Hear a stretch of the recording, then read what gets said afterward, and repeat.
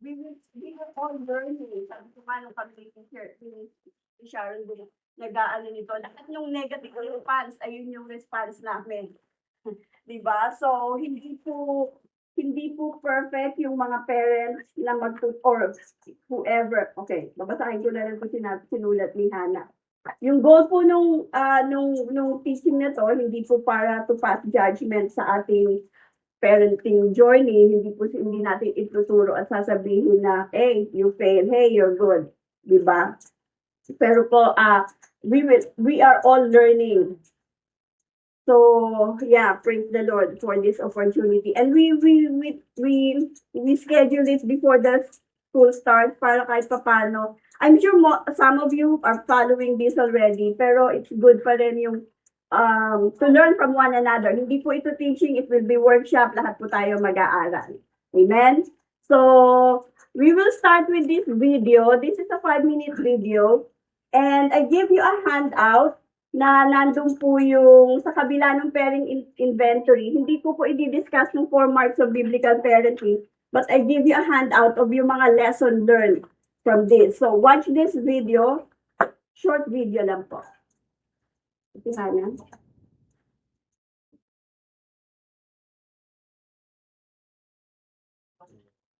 And while you may not have 9 kids, if you have children, you know that parenting is one of the greatest privileges and responsibilities God has given. But what does it mean to parent biblically? That's the question I want us to think about today. And I want to share with you 4 marks of biblical parenting that will help shape how we raise our children for the glory of God.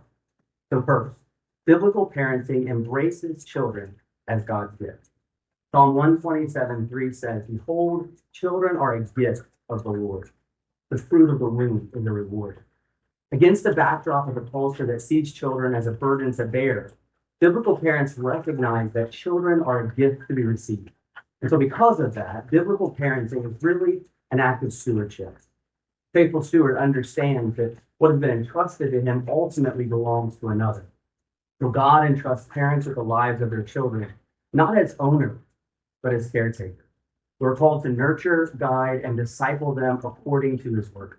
And so when we parent from this perspective of stewardship, it really shifts the focus away from cultural trends or personal preferences and places it firmly on the foundation of God's revealed will, which is found in the Bible. Second, biblical parenting aims to shape hearts for God's glory. In his book, Instructing a Child's Heart, Ted Tripp writes, "We cannot impress our children with the fame of God's name. We are not impressed with him ourselves." In other words, if we truly want to see our children glorify God with their lives, it has to start with mom and dad desiring that first. When we think about this practically, it means that parenting isn't about shaping our children into our own image, but rather striving to shape them into his. It's not about living vicariously through them, but instead faithfully raising them in the discipline and instruction of the Lord. At the same time, it's also important to remember that our aim in parenting is not primarily about behavior modification, but heart transformation. Scripture makes it clear that God is most concerned with the heart.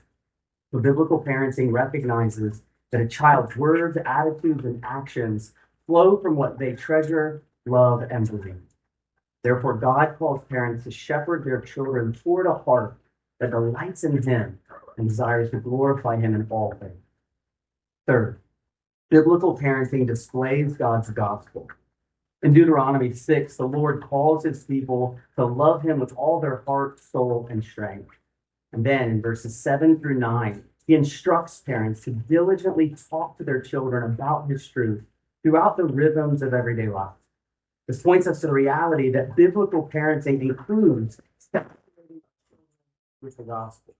We know that salvation is by grace alone, through faith alone, and Christ alone. So the only message, the power to save our kids and transform their hearts is the gospel.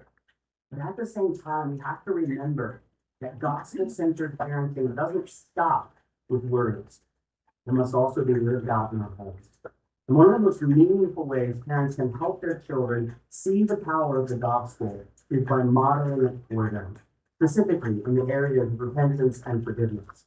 When I sin against my family, whether with impatience or with harsh words, and I respond by humbly confessing my sin, and asking them to forgive you. It demonstrates to them that the gospel is not just something to be believed, but something to be lived. In this way, biblical parenting displays for our children firsthand that forgiveness is not earned, but freely given. And it prepares their hearts to embrace the gospel for themselves. And fourth, biblical parenting rests in God's word. Every Christian parent desires to love their children well, teach them the truth, and point them to Christ. But even the most faithful parents realize their limitations. Despite our best efforts, we do not have the ability to change our children's hearts, guarantee their salvation, or keep them from the struggles of life. This is why biblical parenting must rest in the grace of God. As we strive to be diligent and faithful, we are ultimately entrusting the lives of our children to the God who gave them to us. Practically speaking, this frees us from the crushing burden of perfectionism and leads us to a posture of dependence upon the Lord. Resting in God's grace doesn't mean passivity or neglect. It means parenting with excellence while recognizing that the results belong to Him. It's important for us to remember that biblical parenting is not about producing perfect children through perfect efforts. It's about being faithful stewards to entrust our children to a perfect and gracious God. So yes, parenting is a profound privilege and a high calling given to imperfect people. But God's grace is greater than our shortcomings, and His gospel is the hope that will sustain both us and our soul.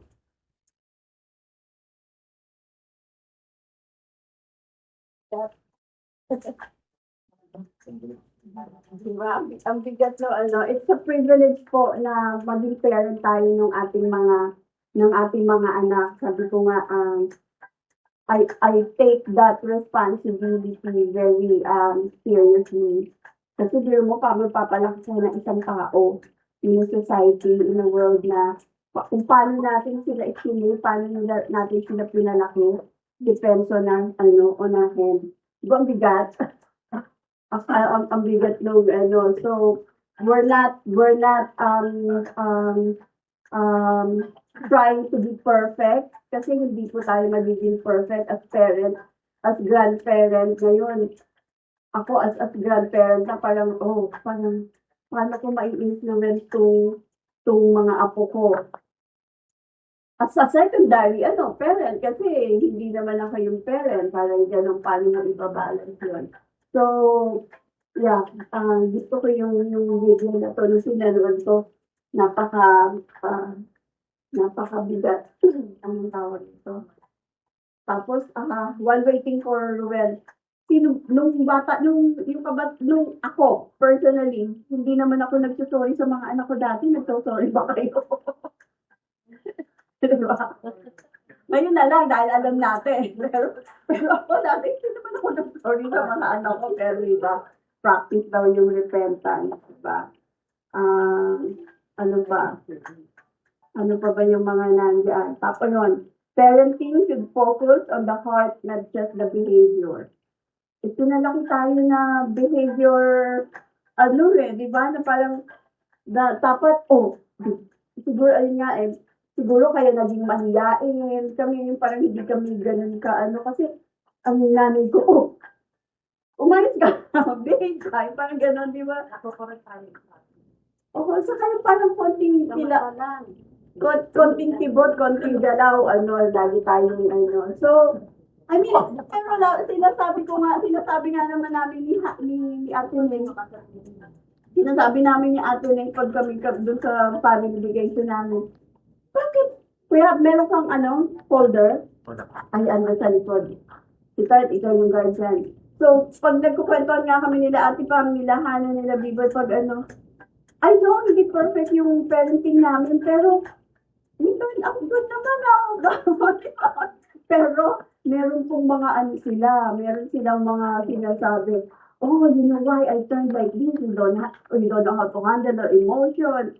You said you should not cry. Yung mga meron silang, so hindi natin alam may impact yung mga yon. So, anyway, amen. So, ayun po yung basahin nyo na lang, hindi ko na i-discuss yung lesson learned. May mga folder kayo, kuya. Ayun. Andyan yung mga lesson na summary nung nung video na yon. But yung topic ko topic ko po na na-assign sa akin is biblical parenting in America, raising godly children in two cultures. Kinare ko kanina kay Micheline, when we planned for this parenting 101, naghanap at nag-try po kami, ako, si Hannah, even si Ate Sharon, even si Ate Maida Pinasco. Baka naman may kilala kay mga counselor, anong tawag dito, Christian counselor who can give us a talk about this biblical parenting. Si Hannah, meron siyang kakilala pero she lives in West Virginia. So, sabi ko, okay, last report na yon. Si Ate Sharon, yung counselor nila sa school, tinay niya, nag-beg off, hindi pa raw siya ganun ka-comfortable magturo. Si Ate Myla, wala din, kasi si Ate Myla nag-work dun sa school.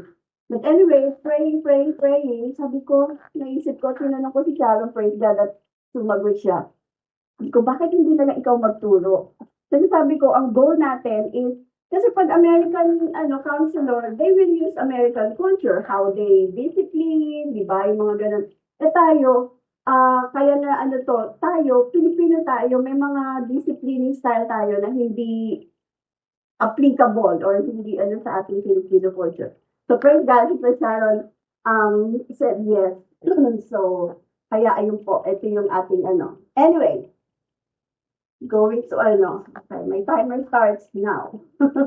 Biblical parenting. Ang key verse po natin is nasa Proverbs 22 verse 6, train up a child in the way he should go, even when he is old, he will not depart from it. Okay? Hindi pala yung po. Sorry.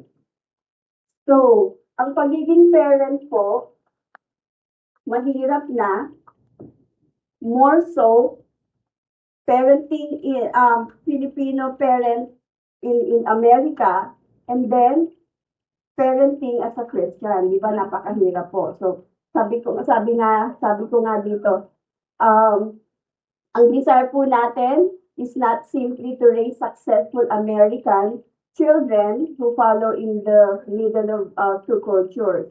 Kasi yung culture po, nagbabago, and alam po natin yung culture is nag-shape nung culture may shape our children's environment, but scriptures or the word of God must shape their heart. So, ayun po yung goal natin. Ayan. Meron po tayong 5 na i-discuss ngayon. 5 key challenges ng Filipino parents, mga parents, Filipino parents, Christian parents, na mga struggle na nasi-face po natin. Okay? Number 1 dyan, different views of authority. Number 2, parents are too busy. Number 3, technology is raising our children. Number 4, discipline is either too harsh or too permissive. And yung 5, children are becoming spiritually Americanized. Ayan po yung ating pag-uusapan ngayon. So, first one, different view of authority. Ano po ba yung view natin sa authority? Ano po ba yung expectation pag Filipino culture? Parents are always right, di ba? Di ba? So, ano pa?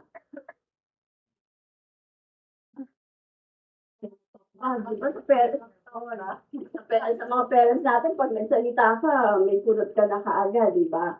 So, Filipino culture, sabi, children expected to bathe immediately. Pag sinabi kong linisin mo kwarto mo, down na. Di ba? Tapos, respect for elders, highly valued. Pero sa American culture, ano po? They are, encouraged to what? Express your opinions, di ba? Hindi ba ako malakas na para malakas ako? Di ba? They have to speak out, express your opinion. Tapos, independence is emphasized. Yun. Talagang, iba, magagalit na naman sa akin, Hannah dito. Hannah, I need to use your example in your life because sabihin na naman, Mom, I didn't give you permission to share my life. But, di po ba, One example lang, di ba sanay tayo sa mga anak natin, susubuan natin sila. Diba? Para walang kalat. Ako nung para walang kalat. Pero po, ang parenting, American parenting culture, bahala ka kumain ka. Ito yung pagkain, kumain ka. Eh, kumakain naman yung mga bata. Pero, messy, di ba? So, parang, siyempre, sila yung parents, hindi ko ano, pero ganun po talaga, ganun sila dito. Di ba? Independence is emphasized. So, ang struggle ngayon, ang parents, nararamdaman nila, yung anak ko, argues too much, sagot ng sagot. Diba? Tapos, ang sasabihin ng parents, ang nararamdaman ng parents, they don't respect me anymore. Diba? Eh, ang bata, Mom, I'm just explaining myself. Yes, yes. So, ayan. Pero ano po sabi ang biblical principle? Kaya i-connect po natin. God commands children to obey and honor their parents. Diba? Hindi ko nilagay dito. Ephesians chapter 6, verses 1 to 3. Sabi dito, children, obey your parents because you belong to the Lord. For this is the right thing to do. Honor your father and mother. This is the first commandment with a promise. If you honor your father and mother, things will go well for you and you will have a long life. So, paano natin i-reconcile anong yun, yung verse na yun, and sa culture, American culture and Filipino culture. Meron pa sabi rito, yung parents daw sa verse 4 ng Ephesians chapter 6, hindi ko na sinulat din. Do not provoke your children to anger. Ano po ba natin itong verse na to? Do not provoke your children to anger by the way you treat them. Si Hannah, lagi ako sinasabi kay Gabriel. Kasi si Gabriel, pag naiinis na, you have to kiss Oma. No! Ano sabihin, no, you have to kiss Oma hanggang mainis, hanggang sumigaw na. So, pinoprovoke po, mali po yun. So, sabi, hindi daw dapat natin i-provoke. So, paano yung application nito? Application, teach your children without teach respect to your children without silencing them. The goal is not to choose between Filipino authority and American independence.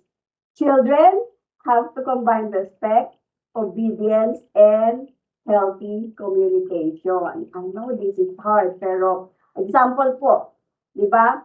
Pag halimbawa nag-disagree yung anak natin, instead of saying, don't talk back to me, I'm your parent. Di ba? Yun ang sinasabi natin, di ba? Ako lang yung sinasabi yun. Instead, ang sabihin daw po natin, you may disagree with me, but you need to speak respectfully. I will listen to you. I will listen to what you have said, but you have to respect. Nagagawa po ba natin? Dapat gawin natin yun. I know, parang ang hirap nito sa mga, parang kay Gabe at kay Elisa, parang ang hirap nito gawin. Hindi ko pa nagagawa ito. Sabi nito, we have to teach children respectful communication. Okay lang po na sumagot ang mga anak natin. I-allow po natin sila na sumagot at i-open yung but respectfully. Okay, respectfully. So, anong yung takeaway natin dito? Or remember, teach your children that respect does not mean silence.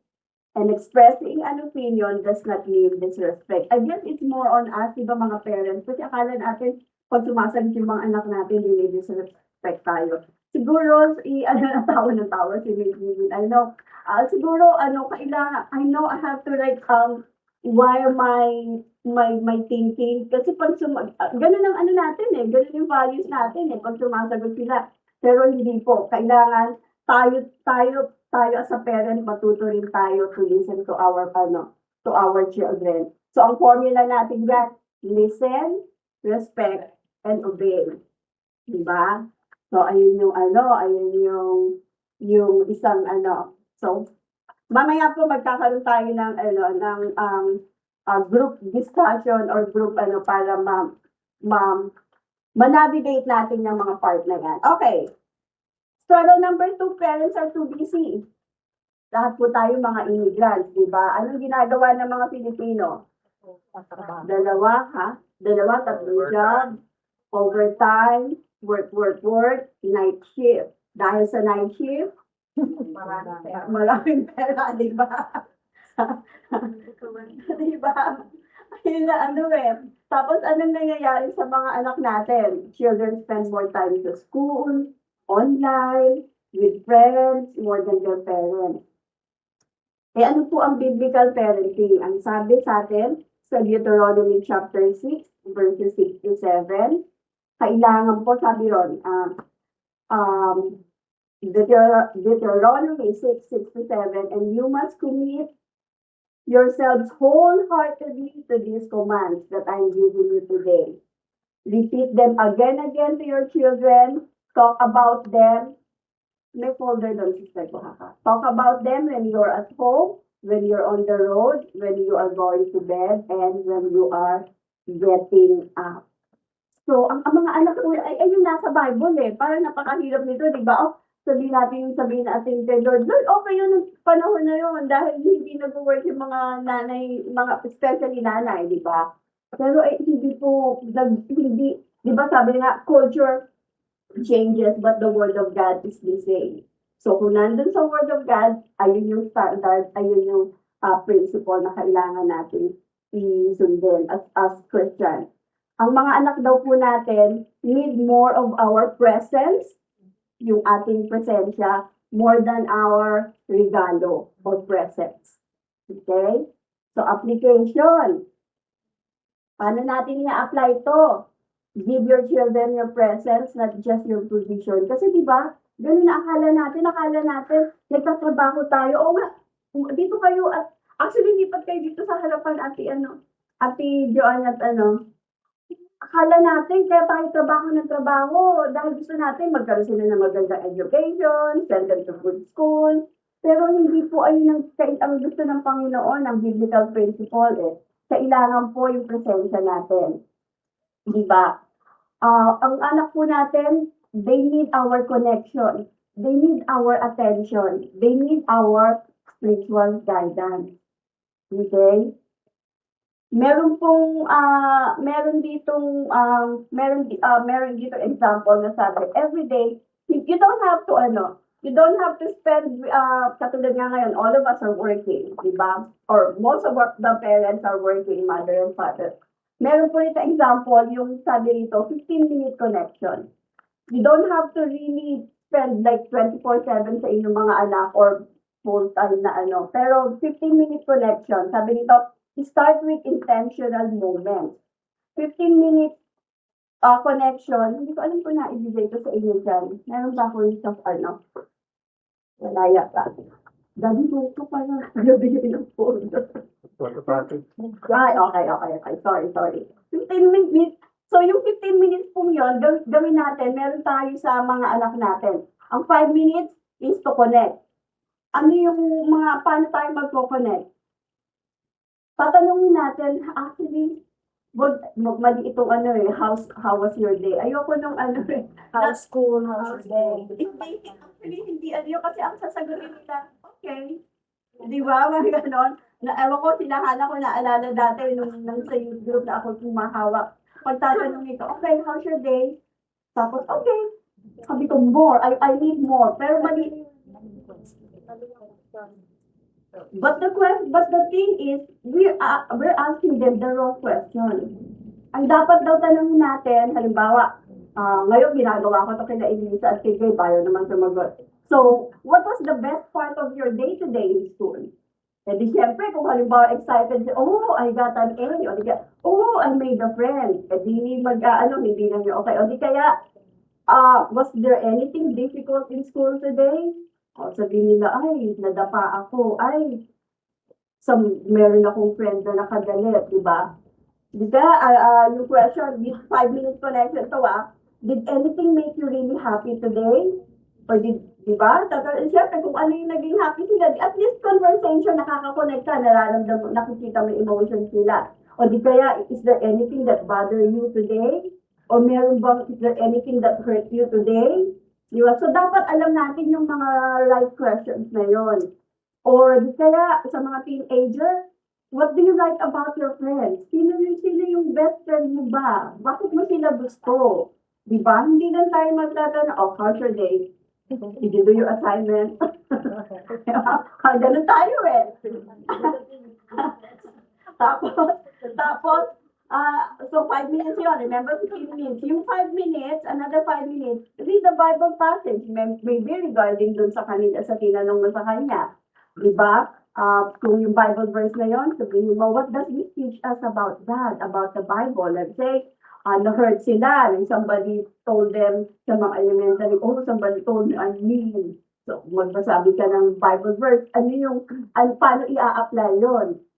So, that's another 5 minutes. And then 5 minutes, pray. Pray together kayo. Hindi lang ikaw mag-pray sa kanya. Pray mo. Pray about her school, pray about her struggles, pray about her or his, yung friends. So, yung 15 minutes na yun, solid yun. Di ba? You made connection. Wala natin? Ayan. So, turn ordinary moments into discipleship. While you are driving, di ba? I mean, dati ako nagda-drive. Okay, I need the moment of silence. Ay, kasi pala na magpapagawa. Di ba? Hindi pala dapat gano'n. Dapat, yung mga moments na yon while driving, during dinner, while cooking. Ako, nung nagpapalaki ako, ayokong nandun sila pag nagluluto ako, kasi makalat, di ba?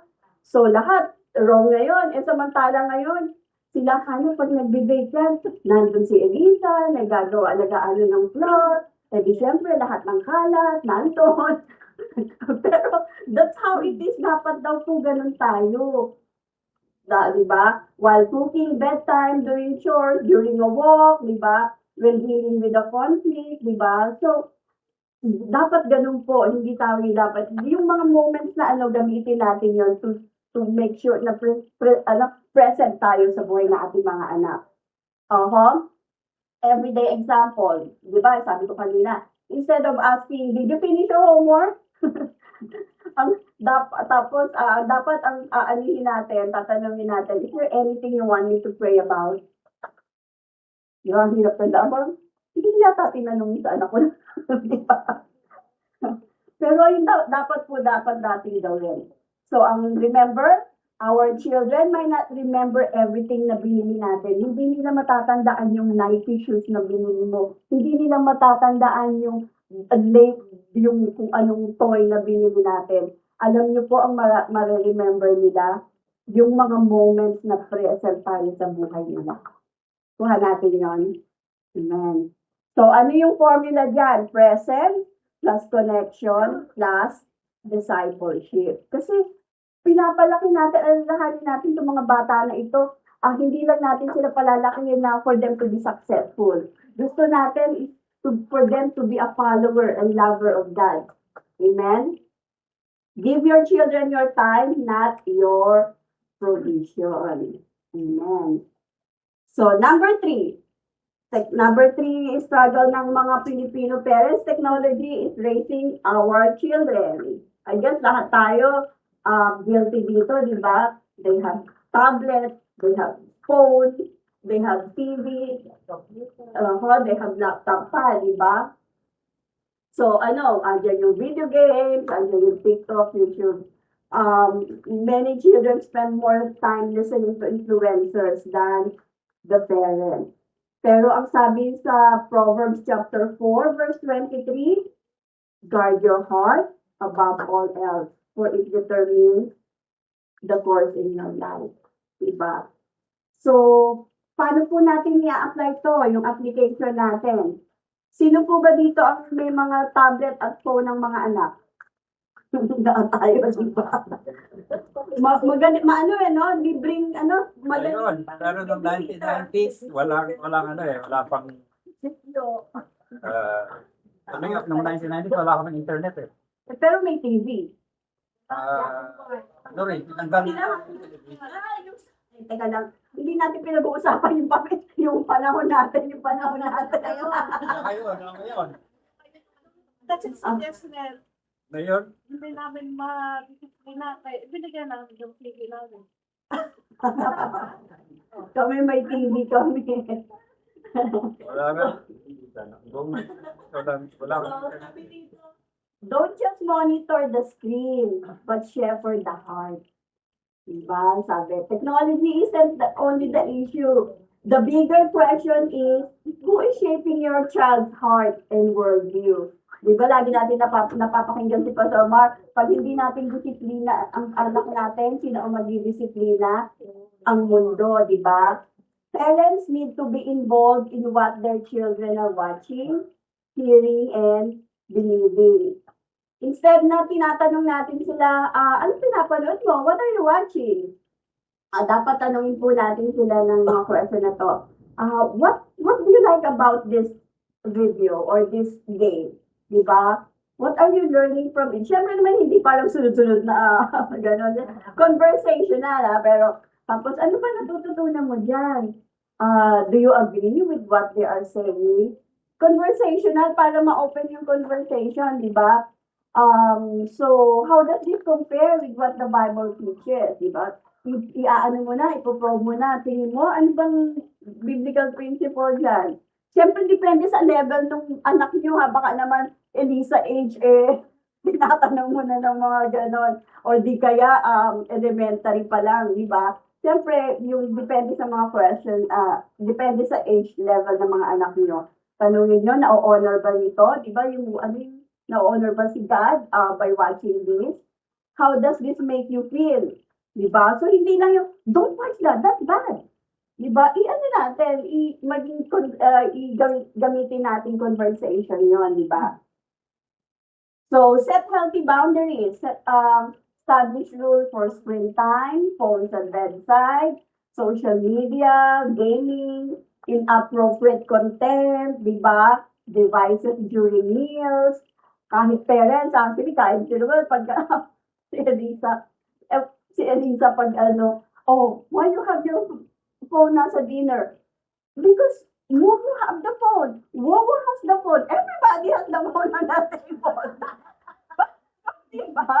So, dapat maging role model tayo kung walang phone sa table, diba?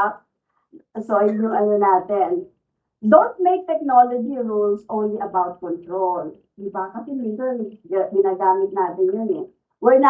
Sabihin natin, explain natin sa kanila, hindi namin nililimit yung phone mo because we don't trust you. Pero we're helping you self-control and protect your heart. Kasi diba, minsan wala nang parang the whole time pag-uwi, phone na lang, diba? So, hindi mo nililimit yung phone nila dahil kasi sabihin mo na hindi mo sila trust. But we want you to learn self-control. Diba? Sabi nito, ano ko na yun. Sabi nito, everyday example, your teenager is watching popular influencer. Well, hindi na mga influencer na, mga YouTube, sino ba mga famous influencer? Alam ko sila na dati, The Beast. Pero hindi na yata uso si The Beast ngayon. Mr. Beast, sorry. Sorry naman. Hindi ko alam. Uso pa din, okay. Uso pa din, di ba? Ang sabi nito, instead of immediately saying, stop watching that, that's bad. So, sabihin natin, what do you think about what this person is saying? Di ba? Does that agree with what the Bible teaches? Bakit? Or why not? Di ba? So, kumbaga sa yung mga time na yun, you turn yung conversation na yun into a discipleship opportunity. Si Gabriel, hindi ko alam kung bakit he likes Halloween stuff. Yung mga video na Halloween, why you like that?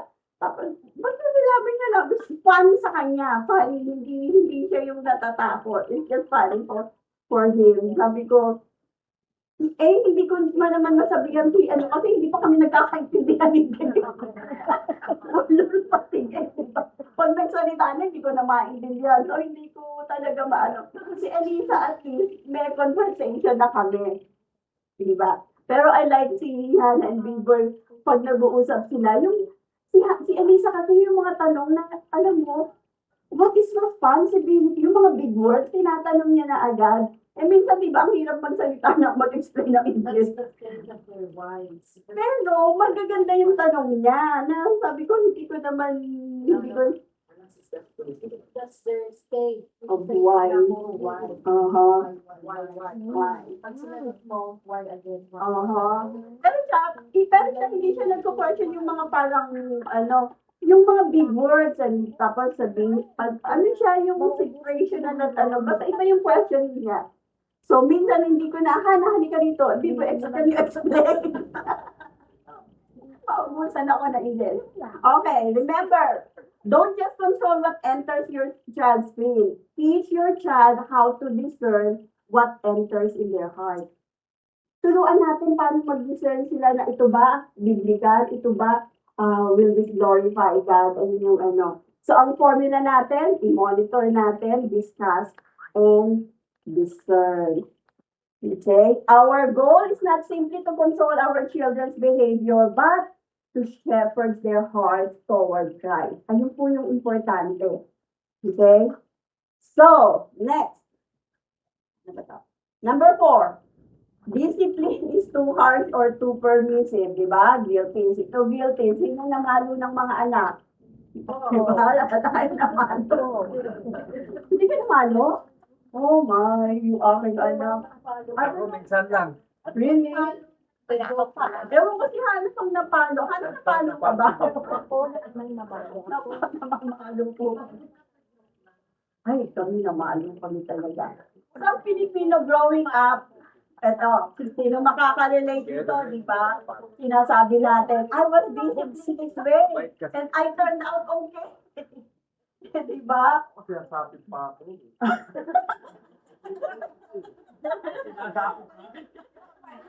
Yung iba naman, dahil sinasabi sila, very permissive naman yung iba, nag-turn out, na parang ayoko maranasan ng aking mga anak, yung naranasan ko. So either too harsh tayo or too permissive tayo.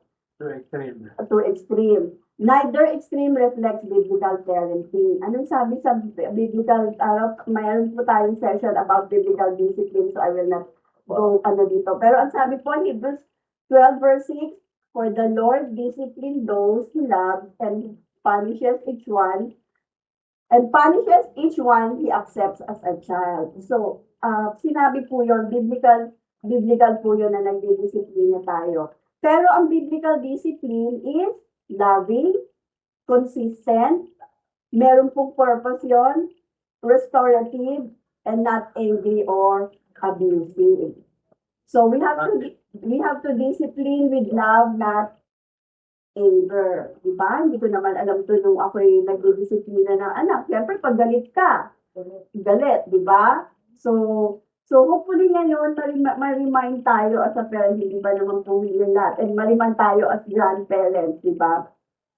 Practical steps. Hindi ko ba din yung mga practical steps? Sabihin mo muna, I love you, then paluin mo. Ang practical sinasabi, papaluin kita kasi mahal kita. Dahil kung hindi kita papaluin, yung magiging magiging sabi mo. Kaya lagi ko sinasabi yon. Kasi mahal kita, kaya kita pinapalo. Mami, kita kasi mahal kita.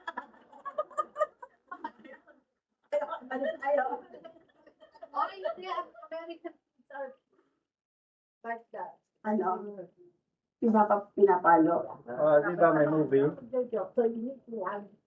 Oh, really? Really,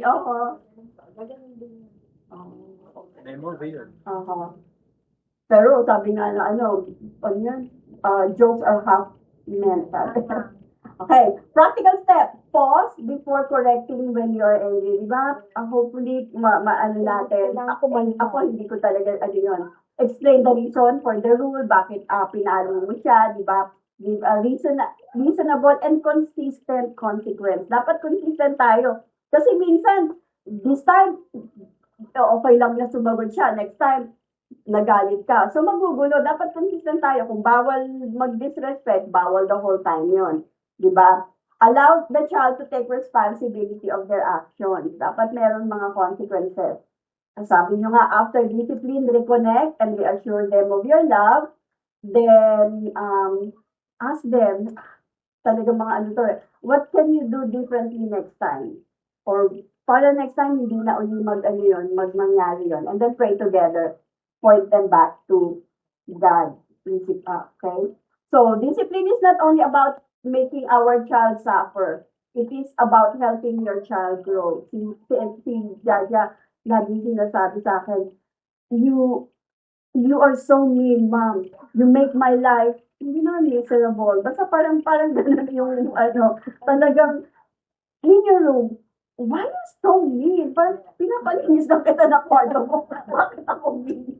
Diba? Yung gano'n. Sabihin ka na. Kasi nung araw may patalastas yung trash bag na glass. Don't be mad. Kaya doon sabi niya, Mom, don't Don't be mad. be mad. But be Be mad. mad. Ayan. So, ang formula natin yon love, consistency, and kailangan i-restore natin yon let them know why we are disciplining them. Don't discipline out of anger, but discipline to teach the heart. Kasi remember, ang background nito is, we disciple them. We shepherd their heart. Diba? Ayaw natin lumaki na, yung mga anak namin, hindi naman sila, kasi kami, sabi ko nga, lahat ng negative kami yun, di ba? Pero they turned out okay naman. Pero, meron silang mga, you know why? Bakit ako ganito? Not in a bad way, pero, patulad na, we don't know how to handle emotions now because that is sinasabi, huwag ka umiyak.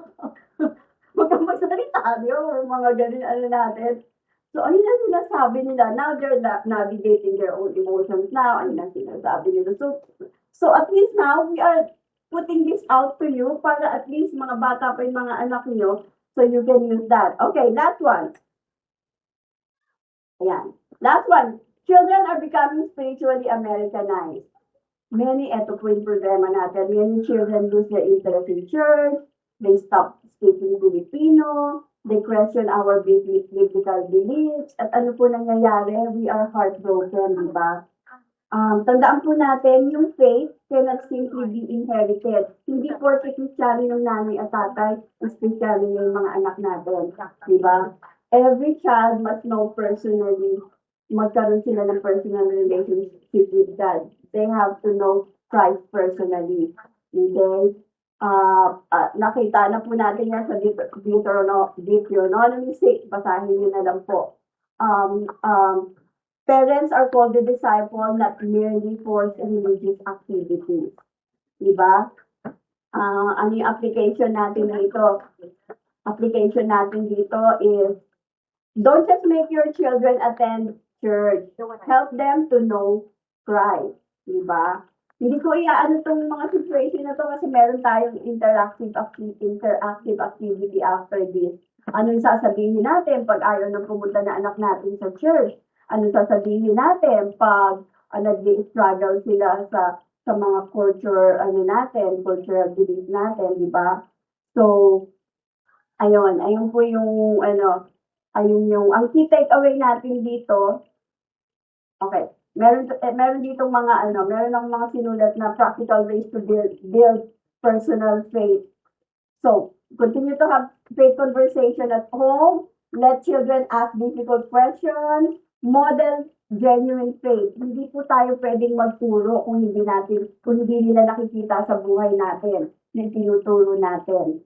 Diba? Connect scripture to everyday life. Make family devotion simple and consistent. Pag nagde-devotion po tayo, wag naman tayong magturo about theology. What is hermeneutics? Diba? Make it simple, diba? Everyday application. And don't measure faith by church attendance alone. Okay? So alamin natin yung nasa heart nila. Kung ano ba, bakit ba ayaw nilang mag-church? Bakit ba wala silang interest sa pag-church? Diba? Parents can introduce their children to Christ, but only God transforms their hearts. Ito yung tinatanong ni Kuya, Kuya Brad kanina, I trust God with the result. Kasi kahit anong turo natin, it's only God who can transform their hearts. So, continue to pray, continue to trust God, but let's continue and be consistent in teaching our children.